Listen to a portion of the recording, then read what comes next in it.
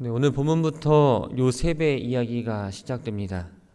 언약의 3세대인 야곱의 시대는 창세기 35장에서 일단 막을 내렸고, 언약의 4세대라 말할 수 있는 요셉이 등장함으로써 새로운 전환점이 맞이합니다.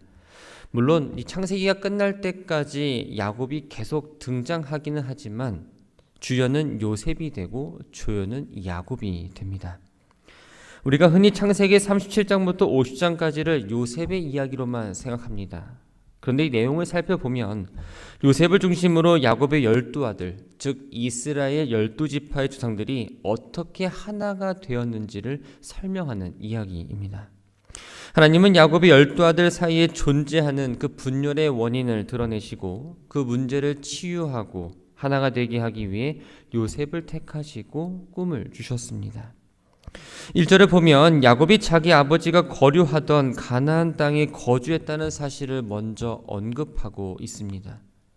어제 본문에서 에서가 세일산에 거주했다는 내용과 대비되는데, 하나님이 약속하신 땅의 주인이 육신의 장자인 에서가 아니라 바로 언약의 상속자 야곱이라는 것을 분명하게 결론을 내리고 요셉의 이야기는 시작됩니다. 2절에 야곱의 족보라라고 말하고 있지만 다른 아들들의 이름은 언급되지 않습니다. 곧바로 11번째 아들인 요셉에 대한 이야기가 시작됩니다. 이것은 야곱에 대한 하나님의 언약이 요셉이라는 인물을 통해서 성취된다는 것을 보여주고 있습니다. 야곱이 외삼촌 라반의 집에 있을 때 태어난 요셉은 이제 꿈 많고 혈기왕성한 17살의 소년이 되었습니다. 이때는 어머니 라헬이 죽은 뒤였죠. 야곱은 이미 아마도 어려서 어머니를 잃은 그 요셉을 안타깝게 여겨서 어머니의 빈자리를 최대한 느끼지 못하게 하고자 첩인 비라와 실바에게 요셉을 돌보게 했을 것이고, 요셉은 자연스럽게 그들이 낳은 아들과 함께 지내면서 성장하게 되었습니다. 그러나 요셉의 형들이 악한 행동이나 속임수와 같은 어떤 꾸지람 받을 만한 행동을 했을 때 숨기지 않고 아버지에게 이야기합니다. 물론 아버지한테 고자질하면 형들에게 미움받을 걸 알고 있었겠지만 잘못된 것을 용납하지 못하는 그 고든 성품 때문이었죠. 이처럼 악한 일에 휩쓸리거나 타협하지 않는 요셉의 태도는 훗날 보디발의 아내가 유혹할 때 과감히 떨쳐버린 일에서도 나타납니다. 야곱은 요셉을 91살에 낳았습니다. 늦은 나이에 얻은 아들이기에 소중한 것도 있지만 무엇보다도 자신이 가장 사랑했던 아내 라헬의 첫 번째 아들입니다. 또 다른 형제들과는 달리 지혜롭고 하나님을 향한 그 믿음이 있었기 때문에 요셉에 대한 사랑이 남달랐습니다. 그 사랑의 표현을 요셉에게 채색 옷을 지어 입힘으로써 편애하는 걸 감추지 않았죠. 채색 옷은 다양한 색상의 줄무늬가 들어가 있으며 손목을 덮고 발목까지 내려올 만큼 긴 겉옷을 말합니다. 또 다른 성경의 번역을 보면 화려한 옷 또는 귀한 옷이라고 이야기하기도 하죠. 사무엘하 13장 18절에서 공주인 다말이 입은 옷을 가리킬 때에도 등장하는데, 이러한 옷은 족장 시대의 족장이나 혹은 그의 후계자에게 입히곤 했습니다. 이런 점을 고려한다면 야곱은 요셉이 아니라 바로 장남인 르우벤에게 채색 옷을 지어주어야 했죠. 그러나 르우벤과 형제들은 아버지가 요셉에게 채색 옷 입히는 걸 보았고 당연히 화가 날 수밖에 없었습니다. 이러한 편애는 이미 이삭과 리브가에게도 있었으며 심각한 가정 불화의 원인이 되었습니다. 그런데 이를 경험했던 야곱이 또다시 한 아들을 편애함으로써 불화의 씨를 직접 심고 있었던 거죠. 요셉의 형들은 야곱이 요셉에게 채색 옷을 지어 입힐 정도로 편애하는 것을 오랜 시간 동안 지켜보았습니다. 그리고 결론을 내린 건 아버지가 자신들에 비해서 요셉을 더 많이 사랑하고 있다는 것을 확신하게 되었고, 그로 인해 상처를 입게 됩니다. 당연히 요셉의 형들은 요셉을 미워하게 되었고, 일상에서 안녕 잘 지내냐라는 정말 일상적인 언어도 하지 않을 만큼 형제 사이는 점점 더 멀어졌습니다. 5절부터 11절까지의 말씀은 요셉이 형들로부터 미움을 받게 된 또 다른 원인인 꿈 이야기가 나옵니다. 성경에서 숫자 2는 증인, 또 증거, 확실함을 상징하는 숫자입니다. 비슷한 메시지가 담긴 꿈이 두 번 나왔다는 건 그 일이 반드시 이루어질 걸 말하고 있습니다. 요셉은 자기가 꾼 꿈 이야기를 형들이 들었을 때 어떻게 생각할지 전혀 고려하지 않고 신이 나서 이야기합니다. 첫 번째 꿈은 요셉이 묶은 곡식단은 똑바로 일어서지만 나머지 형제들이 그 묶은 단은 자신이 묶은 단을 둘러서서 절을 한다는 내용이었습니다.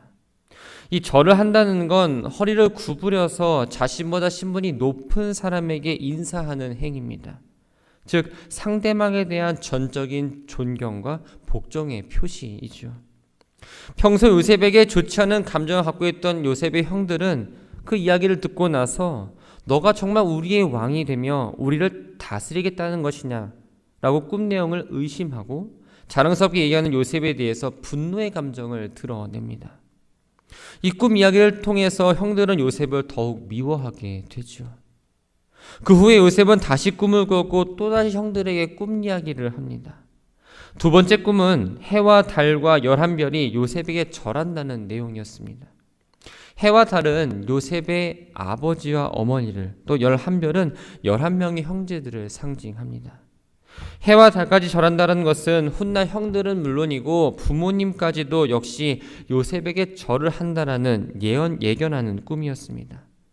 이 두 가지 꿈은 형제들뿐만 아니라 부모에게도 지탄받을 만한 내용이었죠.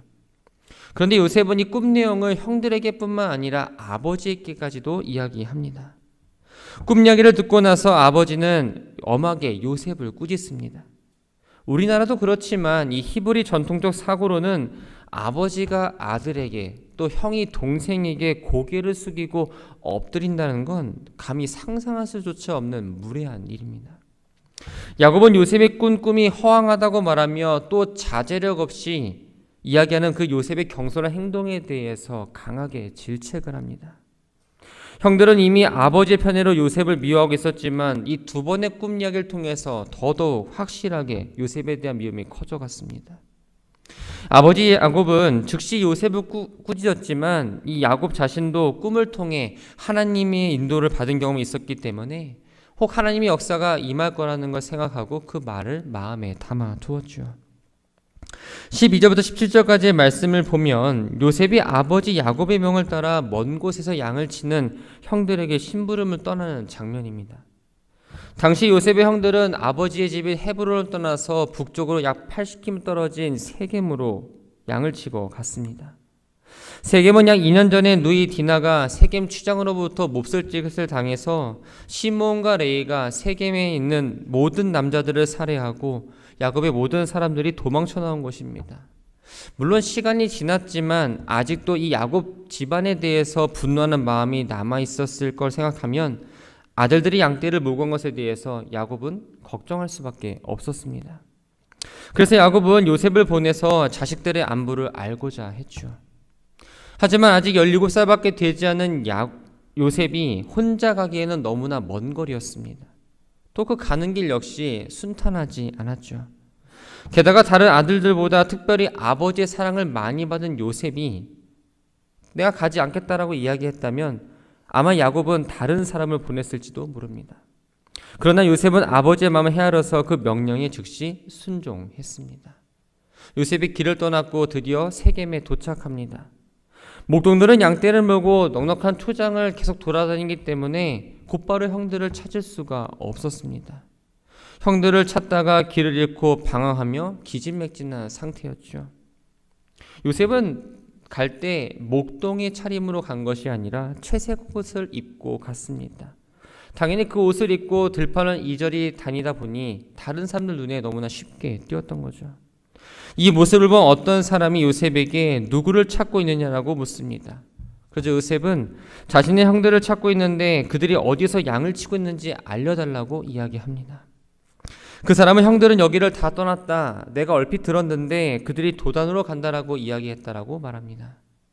도단은 두 우물이라는 의미로서 이 세겜에서 다시 북쪽으로 20km 떨어진 곳에 위치한 곳입니다. 세겜에서 더 북쪽으로 올라갔으니 이제는 집으로 가는 길이 점점 더 멀어진 꼴이 되었던 거죠.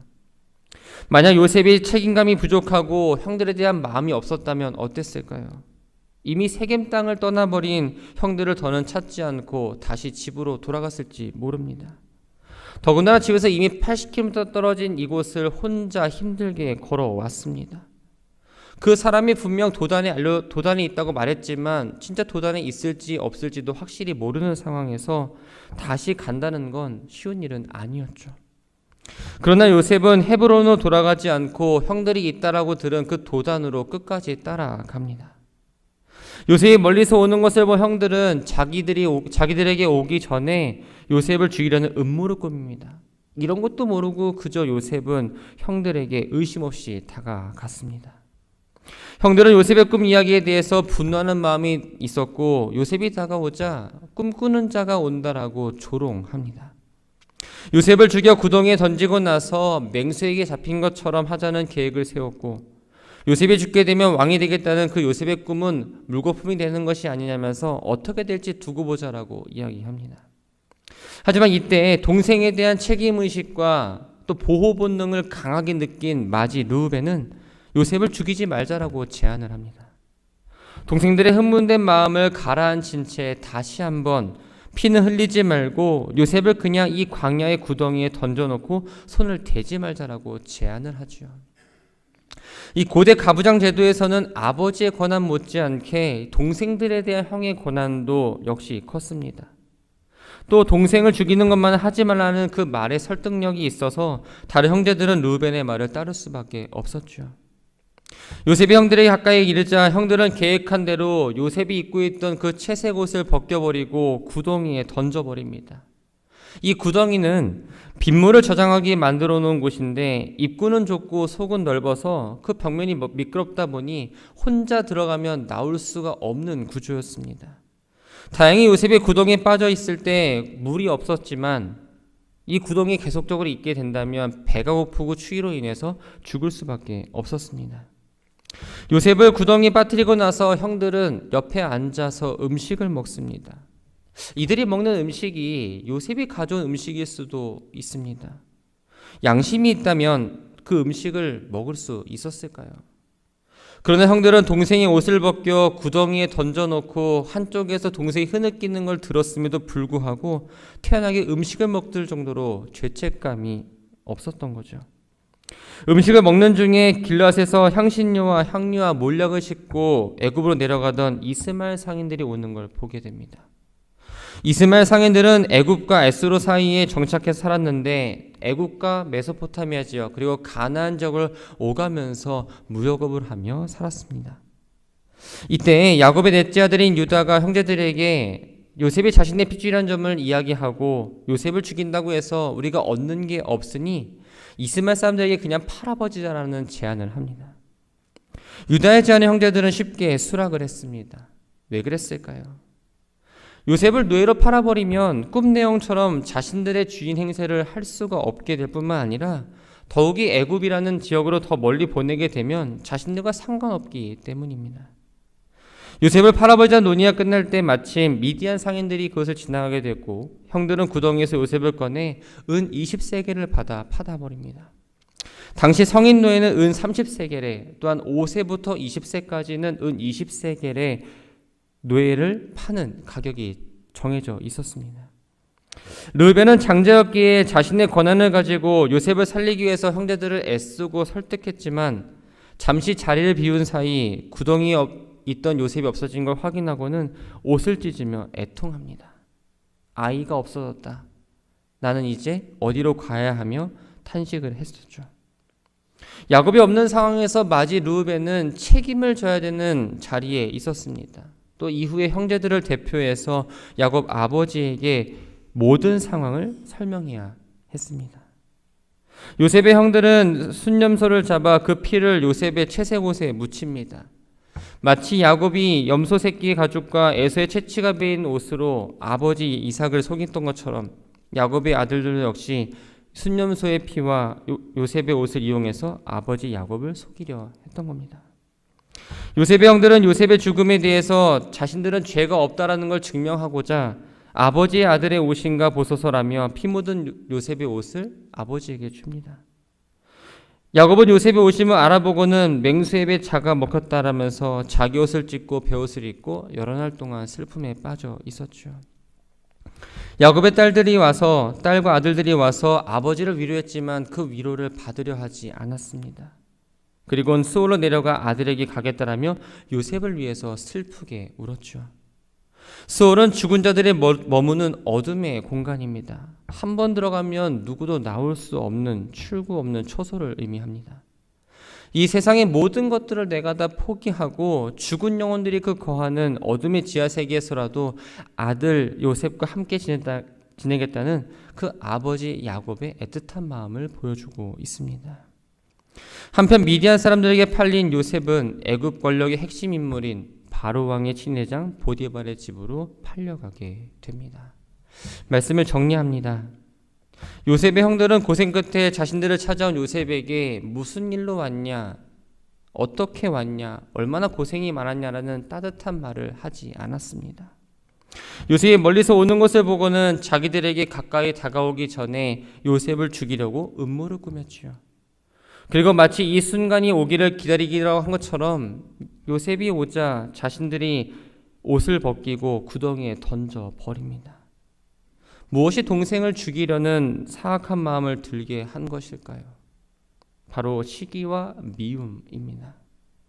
요셉의 형들은 이미 오래전부터 아버지의 사랑을 독차지하고 자신들의 잘못을 남김없이 고자질할 뿐만 아니라 그 꿈 이야기를 통해서 자신들을 얕잡아보는 그 요셉을 죽이고 싶을 만큼 많이 미워하고 있었습니다. 이러한 시기와 미움은 살인이라는 무서운 결과까지 이르게 합니다. 인간이 타락한 이후 인간의 범죄를 하게 된 가장 강력한 동기 가운데 하나가 바로 시기와 미움입니다. 인류 최초의 살인사건이라 말할 수 있는 가인과 아벨에서도 아벨의 제사는 받아들였지만 가인의 제사는 받아들이지 않았다는 그 이유로 가인은 시기와 미움 때문에 아벨을 죽입니다. 또 동생 야곱에게 장자권을 빼앗긴 에서가 야곱을 죽이기로 마음을 먹었을 때에도 그 마음을 지배했던 것은 성경에서 분명하게 미워하여, 즉 미움 때문이라고 말합니다. 요한은 요한일서 3장 15절에서 형제를 미워하는 자마다 살인하는 자라고 이야기합니다. 가인이 그 마음에 품었던 사소한 시기와 미움은 동생 아벨을 살해함으로써 그 가정은 완전히 파괴되고 말았습니다. 또 에서도 야곱에 대한 시기와 미워함으로 가족의 유대를 제대로 이어갈 수 없었죠. 우리는 우리 마음속에 일어나고 있는 시기와 미움을 결코 가볍게 생각해서는 안 됩니다. 이 시기와 미움은 살인과 같은 무서운 죄고 구원받은 자로서 결코 가져서는 안 되는 사악한 마음입니다. 개인의 문제를 넘어서 그 문제가 공동체로까지 퍼질 수도 있기 때문입니다. 시기심과 미움은 다른 사람을 향한 것처럼 보이지만 사실 나를 보이지 않게 갉아먹는 행위입니다. 누군가를 미워하고 또 시기하고 질투하는 마음, 또 용서하지 못하는 마음이 자리 잡고 있다면 그 마음을 떠나보내시기 바랍니다.